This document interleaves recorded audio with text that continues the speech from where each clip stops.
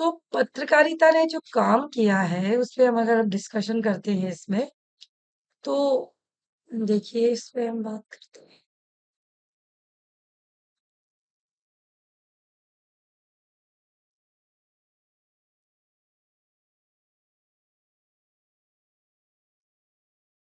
पत्रकारिता के अर्थ अथवा पत्रकारिता के एक ऐसा एवं स्वरूप का वर्णन करता है जो उस समय की जो घटने वाली घटनाएं हैं उनको लेकर कार्य करता है। देखिए, एक मिनट रुकिए, इसके स्वरूप को हमने डिस्कशन किया अभी।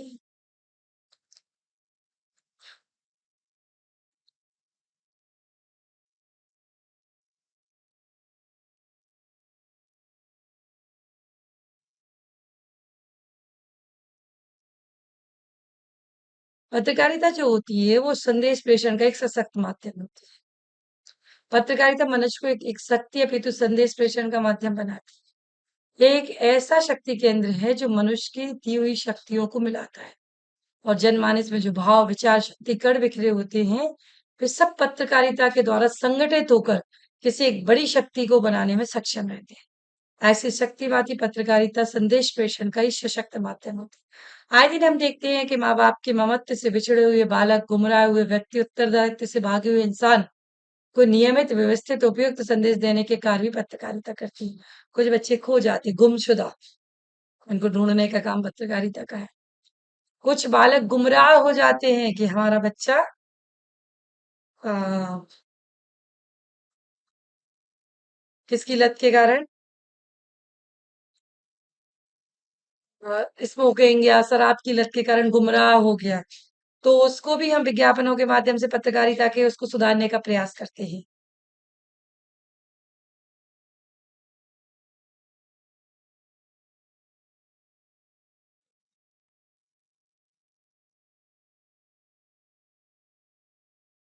पत्रकारिता के द्वारा ही संगठित होकर किसी एक बड़ी शक्ति को करने में सक्षम हो सकते हैं। ऐसी शक्तिमती पत्रकारिता संदेश प्रेषण का एक सशक्त माध्यम है।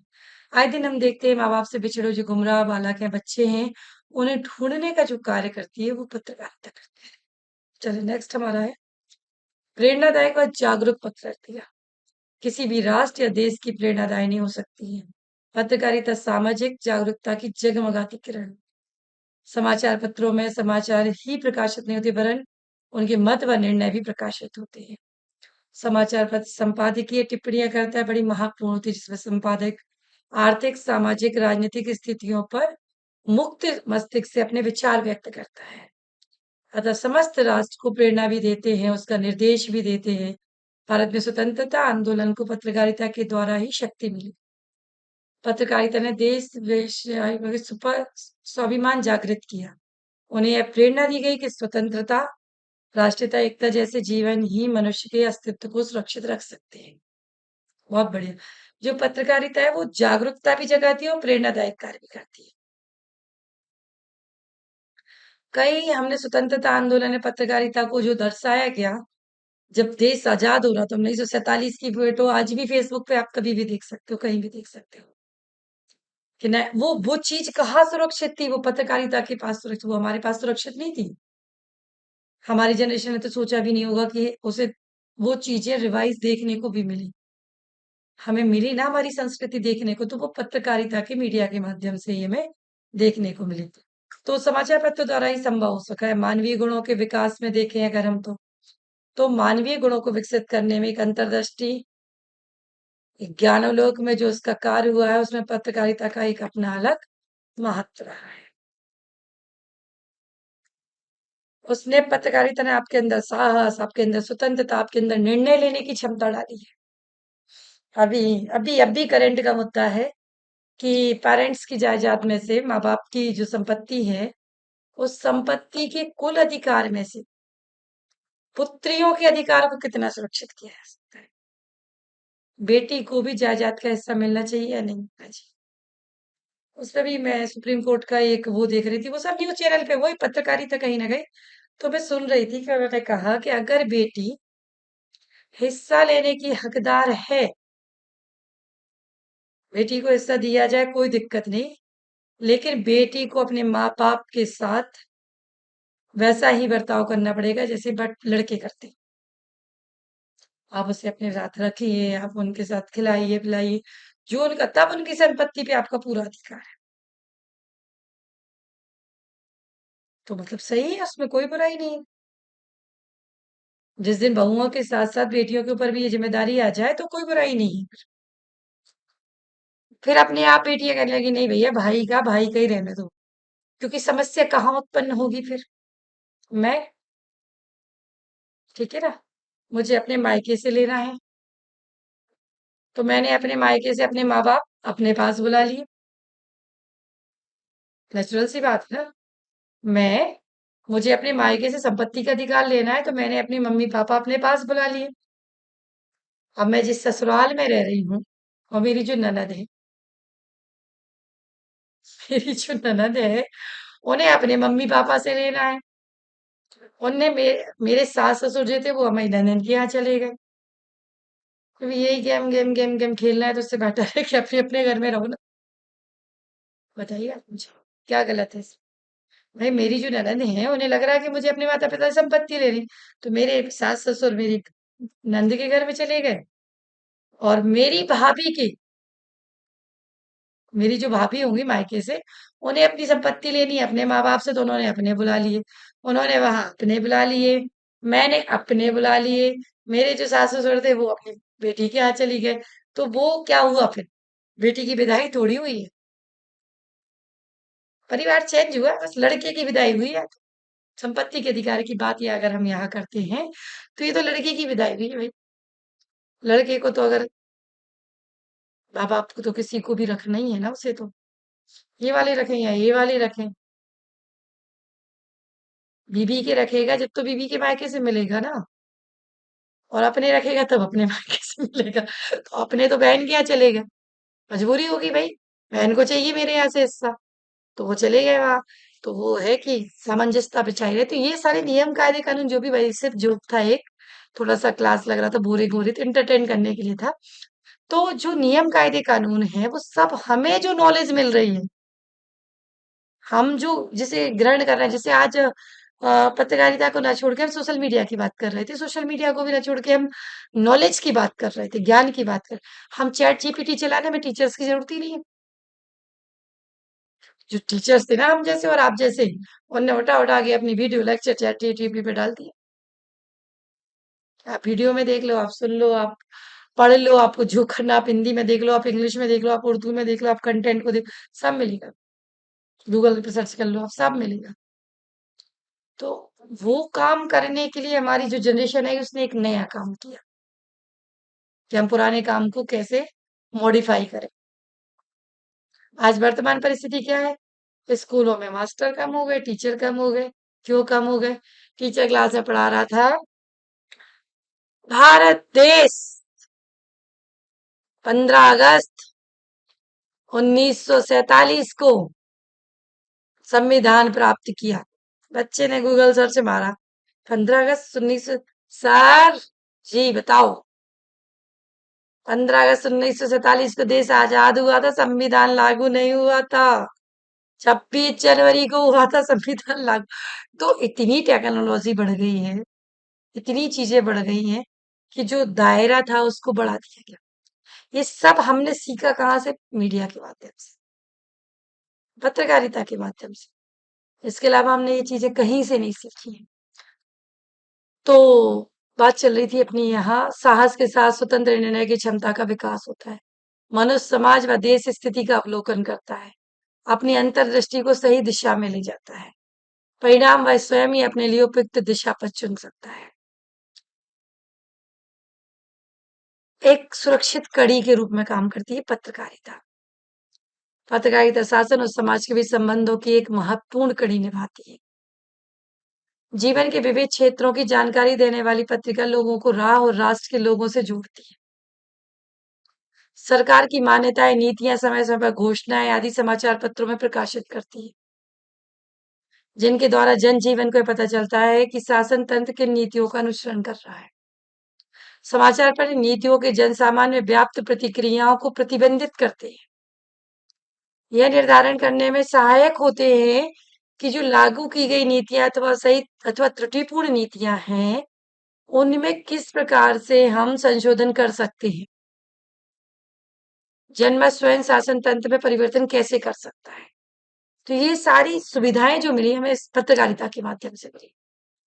जीवन का आधार की पूर्ति, व्यक्तित्व निर्माण और भविष्य निर्माण। व्यक्ति अपनी डेवलपमेंट भी करता है, जिसे कहते हैं व्यक्तित्व, पर्सनालिटी डेवलपमेंट, फ्यूचर प्लानिंग, भविष्य का निर्माण पत्रकारिता के कारण ही करता है।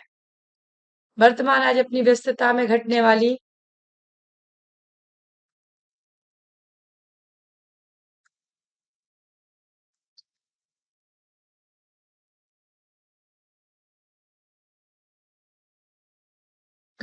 घटनाओं का लेखा जोखा उसे कम से कम समय में मालूम हो जाए। रोजमर्रा के जीवन में काम आने वाली वस्तुओं का लेखा जोखा तो पत्रों में होता ही है। साथ ही साहित्य, विज्ञान, खेल कूद, फिल्म, हर चीज से संबंधित। अच्छा, मैं इस पे एक एग्जाम्पल याद आ रहा है।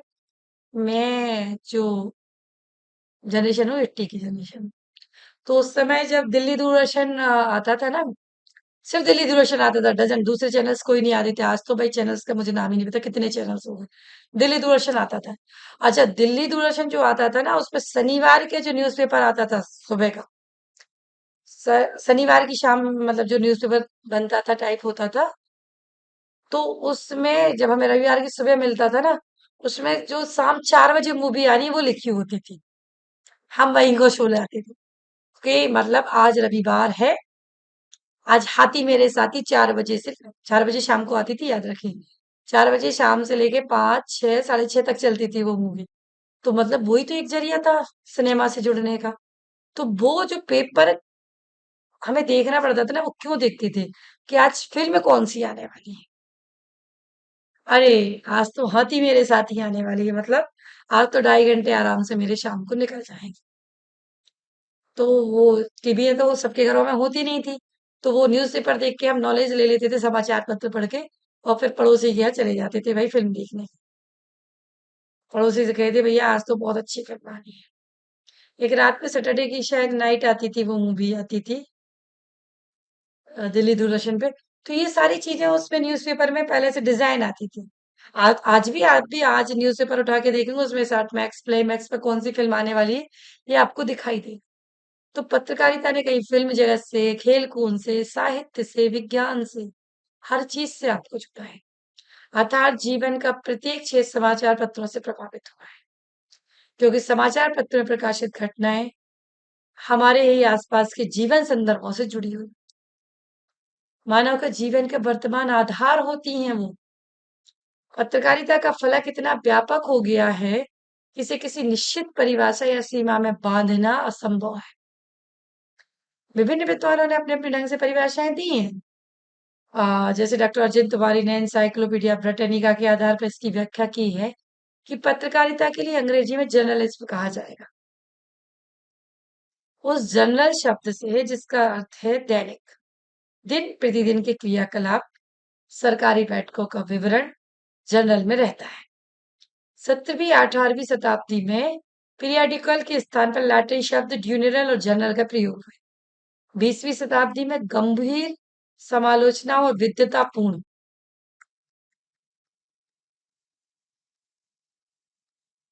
प्रकाशन को इसके अंतर्गत माना गया। जर्नल से बना जर्नलिज्म अपेक्षाकृत व्यापक शब्द है। समाचार पत्रों में विविध कालिक पत्रिकाओं के संपादन एवं लेखन और तत्संबंधी कार्यों को पत्रकारिता के अंतर्गत रखा गया। इस प्रकार समाचारों का संकलन, प्रसारण, विज्ञापन, सारी कलाएं व पत्रकारिता इसमें आ जाती है, संगठन में आ जाती है इसके, ठीक है। सभी साधन, रेडियो, टेलीविजन, सब इसके अंतर्गत आ जाते हैं। मैंने कहा ना, सिर्फ न्यूज़पेपर आपकी पत्रकारिता का माध्यम नहीं है, इसमें रेडियो भी है, इसमें टेलीविजन भी है, सब कुछ इसमें आपके अंतर्गत आ जाएगा। हिंदी शब्द सागर के अनुसार अगर हम कहें ना, शब्दकोश के अनुसार, तो पत्रकार का काम व्यावसायिक पत्रकारिता है, जो खडेलकर की मान्यता है कि ज्ञान और विचार शब्दों तथा चित्रों के रूप में एक दूसरे तक पहुंचाना ही पत्रकला। श्री प्रेमनाथ चतुर्वेदी के शब्दों में अगर हम बात करें तो पत्रकारिता विशिष्ट देश काल व परिस्थितिगत तथ्यों को अमूर्त परोक्ष मूल्यों के संदर्भ और आलोक में उपस्थित करती है। पत्रकारिता के संबंध में अगर ज्ञान कोश की बात करें तो पत्रकारों में कार्य, कर्तव्य, उद्देश्यों का विवेचन किया जाना, ये सब जन संचार, जन सूचना, जन माध्यम, जन साधारण, बैंक, समाचार, दूरदर्शन, मुद्रण, प्रकाशन, संयोजन, सब कुछ इसके अंतर्गत आ जाता है। हर चीज इसके अंतर्गत आ जाती है।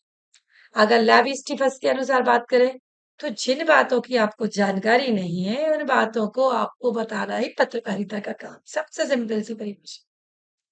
जिन चीजों की आपको नॉलेज नहीं है, उनको आपको नॉलेज देना ही पत्रकारिता का काम है।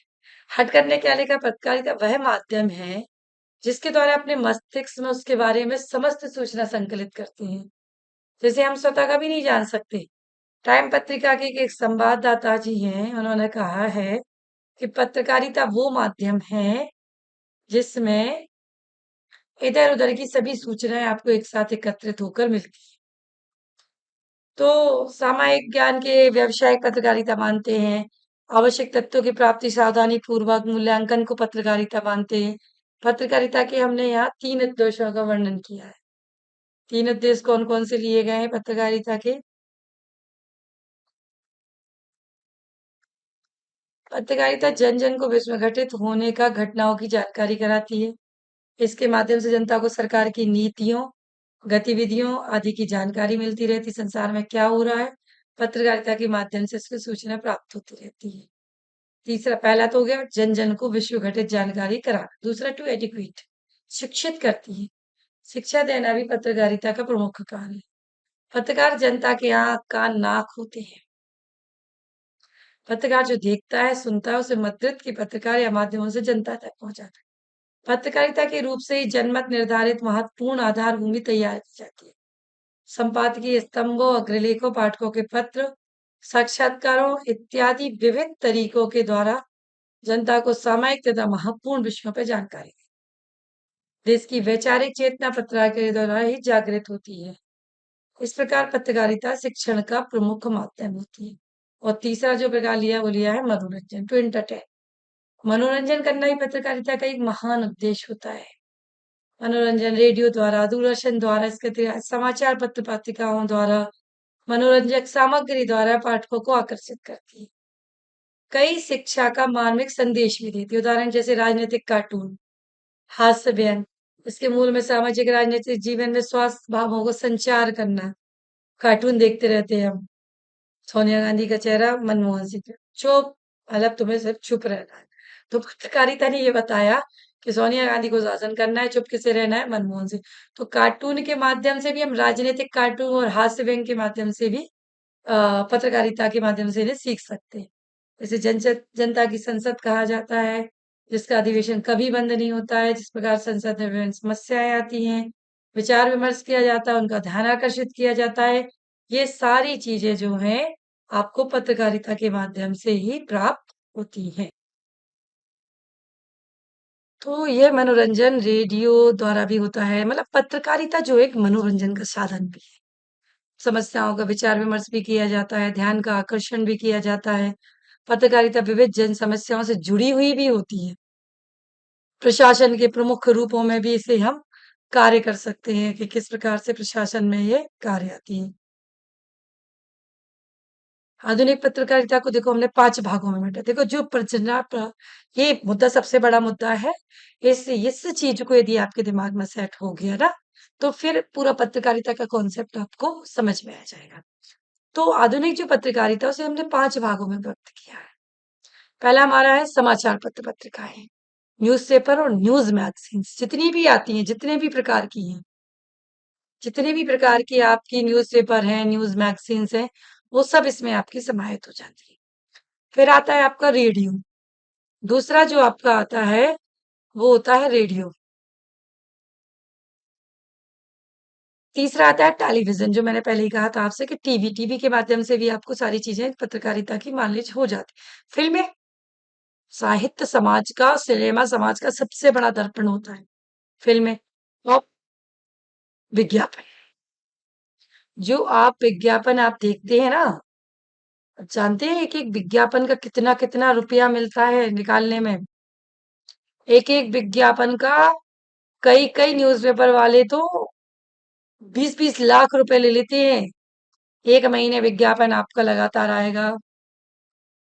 आपके इंस्ट्रूमेंट का, आपकी चीजों का, आपके हॉस्पिटल का, आपके घर का, आपके मकान को किराए पे देने का, जो भी आप देना चाह रहे, लाखों लाखों रुपए लेते हैं विज्ञापन रोज न्यूज़पेपर में निकालने के लिए।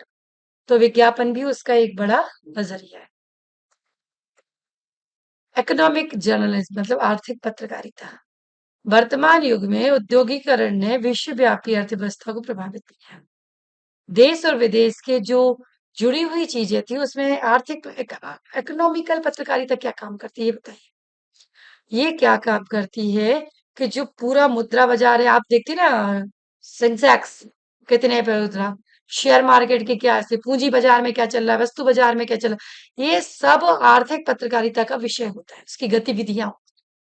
वहीं दूसरी ग्रामीण पत्रकारिता क्या कार्य करती है, वह आपको स्वास्थ्य संबंधी, वह आपको कृषि संबंधी, वह आपको उत्पादन संबंधी, पर्यावरण कल्याण विकास संबंधी विकासात्मक गतिविधियों की जानकारी प्रदान करती है। भारत ग्राम प्रधान देश है। देश की ग्रामीण जनता समस्या और उसकी आशा आकांक्षाओं को पत्रकारिता के माध्यम से प्रस्तुत करती है। ठीक है।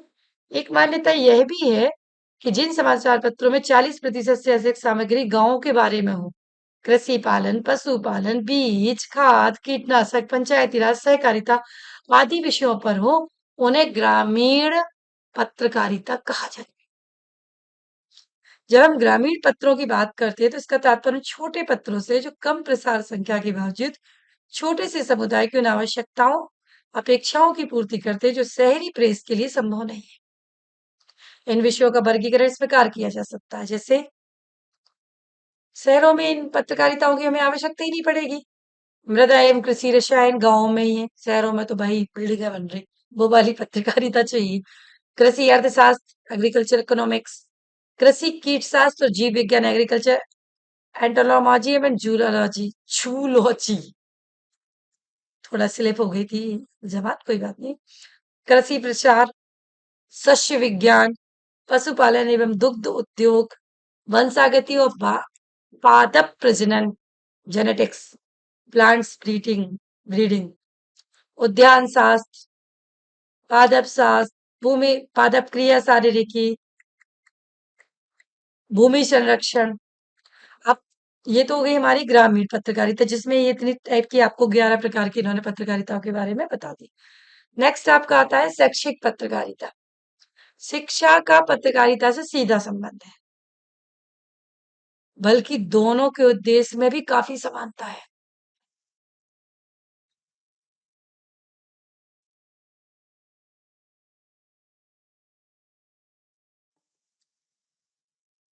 जहां पत्रकारिता शिक्षा और सूचना का सार्थक माध्यम है, वही शिक्षा का उद्देश्य भी है। पत्रकारिता की सामाजिक परिवर्तन में समर्थ भूमिका निभाती है, तो शिक्षा की भी मानव विकास में महत्वपूर्ण भूमिका होती है। शिक्षा और पत्रकारिता के समन्वय संश्लिष्ट रूप शैक्षिक पत्रकारिता कहा जाता है। एजुकेशनल मैगजीन्स, शैक्षिक पत्रकारिता का सकारात्मक लक्ष्य है जिसके समुचित विकास से समाज में वैचारिक चेतना जो विकसित होकर शिक्षण संस्थाओं के छात्र अध्यापकों में आपसी सौहार्द, शिक्षा संस्थाओं में अंतर संबंध कायम करती है, उसका माध्यम बनती है, उस तक पहुंचाया जाता है। व्याख्यात्मक पत्रकारिता क्या कहलाती है कि वर्तमान पाठक घटनाओं के प्रस्तुतिकरण मात्र से संतुष्ट नहीं होता है, वह कुछ और भी जानना चाहता है, और इसी की संतुष्टि के लिए असमझदाता घटना की पृष्ठभूमि और कारणों की खोज करता है। तत्पश्चात वह समाचार का विश्लेषण करता है, इसके कारण पाठक को घटना से जुड़े विविध तथ्यों का पता चलता है। Times of India, news analysis तथा राजस्थान पत्रिका के मंथन आदि स्तंभ व्याख्यात्मक पत्रकारिता के प्रतीक है। विकास पत्रकारिता क्या करती है कि आर्थिक सामाजिक आदि क्षेत्रों को देती है, निष्कर्ष प्रस्तुत करती है, अपराध कार्य इन सब चीजों के लिए वो कार्य करती है, पाठक को सोने के बारे में राजनीतिक संभावनाओं को संकेत करती है। शुद्ध विकासात्मक लेखन से वह 18 भागों को विभाजित करती है, रक्षा अनुसंधान, न्यूज, स्वास्थ्य, प्रदूषण इन सभी के बारे में वह देती है। अच्छा, नेक्स्ट होती है हमारी संदर्भ पत्रिकाएं, वो क्या कहलाती है। संदर्भ सेवा का तात्पर्य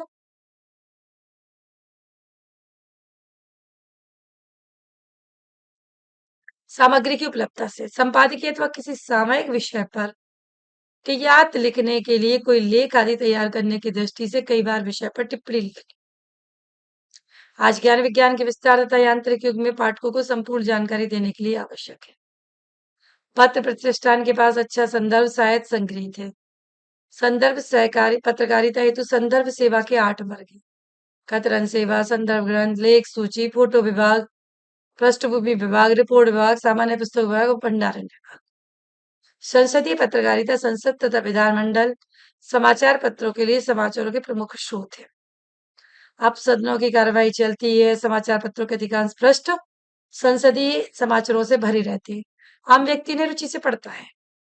समाचार जनता इन सभी जानकारी पहुंचाते हैं, उनका मत प्रदर्शित करता है। खेल पत्रिका आधुनिक विश्व में विभिन्न देशों के मध्य होने वाली प्रतियोगिताओं के कारण खेल खिलाड़ी लोकप्रिय होने लगे हैं। ओलंपिक, एशियाई आदि अंतरराष्ट्रीय प्रतियोगिताओं के कारण खेलों के प्रति भी इनका विकास हुआ है। ये पत्रकारिता कहलाती है। लगभग प्रतिदिन सॉरी राष्ट्रीय अंतरराष्ट्रीय किसी न किसी प्रतियोगिता का आयोजन होता रहता है। खेलों के प्रति जन रुचि को ध्यान में रखते पत्रकारिता में खेलों के माध्यम से उन्हें आगे बढ़ाना, खेल खिलाड़ी, खेल योग, खेल हलचल, स्पोर्ट्स वीक आदि अनेक पत्रिकाएं विश्व भर की खेल की हलचलों को एक स्थान प्रदान करती हैं।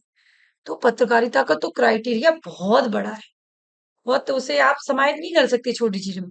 ऐसी पत्रिकाओं के प्रकाशन से खेल पत्रिकाओं को निश्चित प्रोत्साहन मिलता है। अन्वेषात्मक पत्रकारिता, अनुदानित तथ्यों का प्रकाशन पत्रकारिता वैसे समाचार तथ्य को प्रकाश में लाने के लिए पत्रकार तत्पर हो जाता है। अमेरिका वाटरगेट कांड इस दृष्टि से उल्लेखनीय है।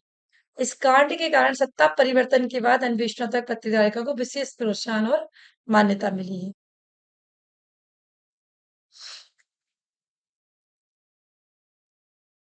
यदि अन्वेषणात्मक पत्रकारिता सत उद्देश्य से अनुप्राणित होकर की जाए तो उससे समाज और राष्ट्र की सबसे बड़ी सेवा हो सकती है। यदि चरित्र हनन किसी व्यक्ति या सत्ता को अपमानित या बदनाम करने की नियत से ऐसी पत्रकारिता की जीवन में शुद्धता होनी चाहिए। अनुसंधानात्मक बिल्कुल रिसर्च मैथोलॉजी वाली पत्रिकाएं तो सबसे ज्यादा काम में आती बशर्ते उनमें समसामयिक महत्व की घटनाएं वैज्ञानिक ढंग से अध्ययन सर्वेक्षण सब कुछ होता है।